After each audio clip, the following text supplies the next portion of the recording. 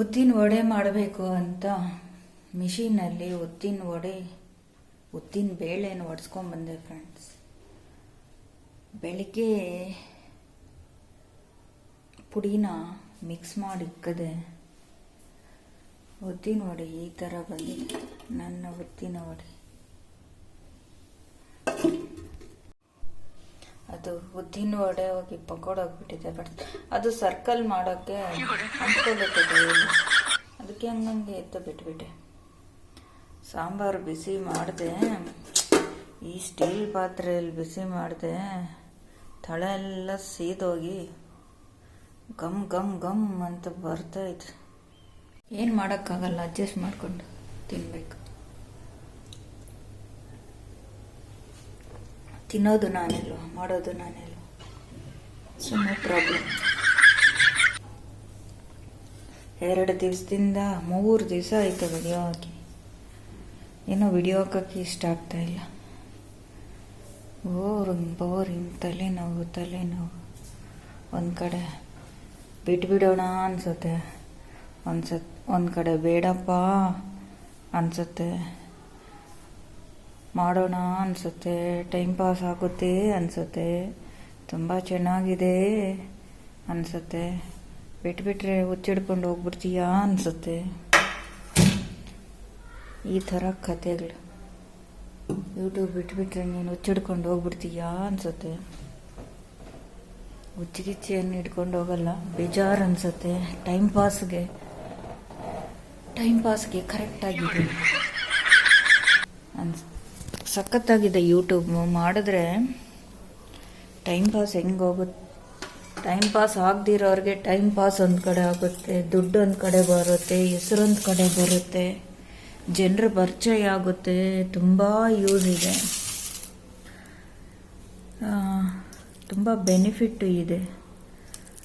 ಏನು ಮಾಡೋದು, ಎಲ್ಲ ಅನ್ನ ತಿಂತಾ ಇದ್ದೀನಿ, ಸಾಂಬಾರು ಸೀದೋಗಿದೆ, ಘಮ ಘಮ ಘಮ ಅಂತ ಬರ್ತಾ ಇದೆ, ಅದನ್ನೇ ತಿಂತಾ ಇದ್ದೀನಿ.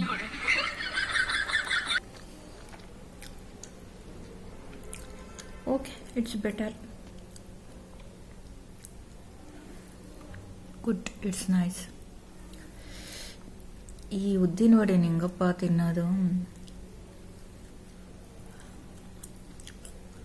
ಟೇಸ್ಟ್ ಉದ್ದಿನ ಥರ ವಡೆ ಥರನೇ ಇದೆ. ಡಿಸೈನ್ ಮಾಡಲಿಲ್ಲ ಅಂತ ಬೇಜಾರು. ರಾತ್ರಿಗೆ ಸರಿ ಹೋಗುತ್ತೆ, ಚೆನ್ನಾಗಿ ನೆಂದಿರುತ್ತೆ. ಯಾವ ಡಿಸೈನ್ ಬೇಕೋ ಆ ಡಿಸೈನ್ ಮಾಡ್ಕೊಬೋದು. ಇಂಡಿಯಾ ಮ್ಯಾಪ್ ಬೇಕಾ ಮಾಡ್ಕೊಬೋದು, ಪಕೋಡಗಳು ಬೇಕಾ ಮಾಡ್ಕೊಬೋದು. ಇನ್ನು ಸ್ವಲ್ಪ ಹೊತ್ತು ಕಾದು ತದನಂತರ ಮಾಡುವೆ. ಅಲ್ಲಿವರೆಗೂ ಬೈ ಬೈ, ಟಾಟಾ ಫ್ರೆಂಡ್ಸ್. ತೆಂಗಿನಕಾಯಿನ ಈ ಥರ ತೆಗಿಬೇಕು. ನಾನು ಅರ್ಧ ತೆಗೆದು ಎಲ್ಲ ತೆಗೆದು ಬಿಟ್ಟಿದ್ದೀನಿ ತೋರಿಸೋದಕ್ಕೆ. ಈ ಥರ ತೆಗೆದ್ರೆ ತುಂಬ ಸೇಫಾಗಿರುತ್ತೆ. ಅದನ್ನು ಹಿಂಗೆ ತೆಗೆದು ಹಿಂಗೆ ಕುಯ್ಯೋದಕ್ಕಿಂತ ಇಲ್ಲೇ ಒಳಗಡೆ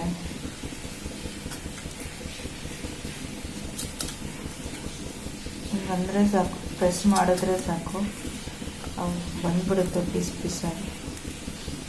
ನನಗೆ ಯಾಕೆ ಈ ಐಡಿಯಾ ಬಂತು ಅಂದರೆ, ನಮ್ಮ ಮನೆ ಹತ್ರ ಹಿಂಗೆ ತೆಗಿಯುವಾಗ ಹಿಂಗೆ ಅನ್ನೋವಾಗ ಇದು ಹಿಂಗೋಗಿ ಹಿಂಗೆ ಬಂದಿತ್ತು ನೈಫ್. ಸೊ ಅದಕ್ಕೆ ನಾನು ಈ ಟೆಕ್ನಿಕ್ನ ಕಲ್ತ್ಕೊಂಡೆ. ಎಷ್ಟು ಜೋರ ಚುಚ್ಚಿದ್ರು ಅದು ಹೊರಗಡೆ ಬಂದಿಲ್ಲ. ಇದು ಯಾಕಂದರೆ ತಿಕ್ಕಾಗಿರುತ್ತೆ, ಅಲ್ಲ ನೀಟಾಗಿ ಇರುತ್ತೆ. ಹೊಡೆದಿದ ತಕ್ಷಣ ನಾವು ಅದನ್ನು ತೊಳೆಯೋ ಅವಶ್ಯಕತೆಯೂ ಇರೋದಿಲ್ಲ.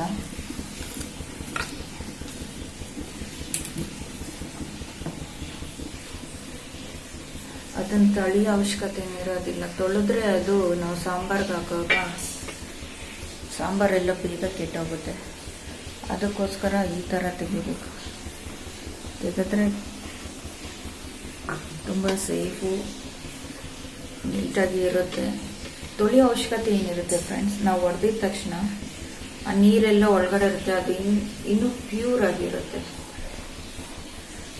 ನ್ಯಾಚುರಲ್ ಆಗಿರುತ್ತೆ, ಪ್ಯೂರ್ ಆಗಿರುತ್ತೆ. ಸೊ ನಾವು ಹಂಗೆ ಕಟ್ ಮಾಡ್ಬೋದು. ನಾನು ಫಸ್ಟಿಂದ ತೋರಿಸ್ಬೇಕಾಗಿತ್ತು, ನನಗೆ ನೆನಪು ಬರಲಿಲ್ಲ. ಸೊ ಅದಕ್ಕೆ ಇದು ಇವಾಗ ತೋರಿಸ್ತಾ ಇದ್ದೀನಿ. ಅದು ಎಷ್ಟು ಪೀಸ್ ಮಾಡ್ಕೊಂಡಿದ್ದೀನಿ. ಇದು ಫ್ರಿಜ್ಜಲ್ಲಿ ಇಕ್ಕಿದೆ, ನಿನ್ನೆ ಹೊರಬೇಕು.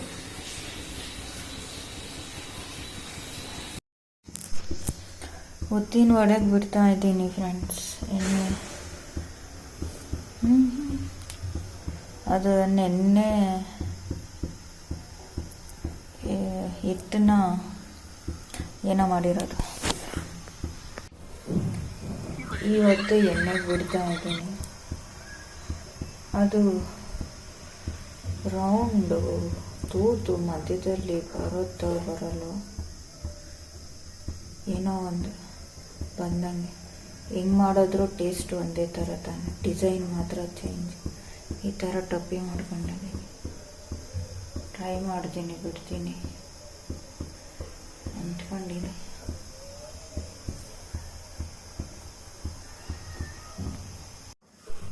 ಬಿಟ್ಟೆ.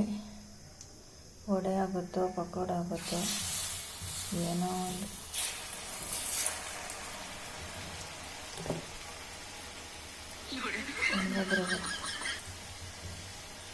ಚೆನ್ನಾಗಿದ್ರೆ ಸಾಕು ತಿನ್ನೋದಕ್ಕೆ.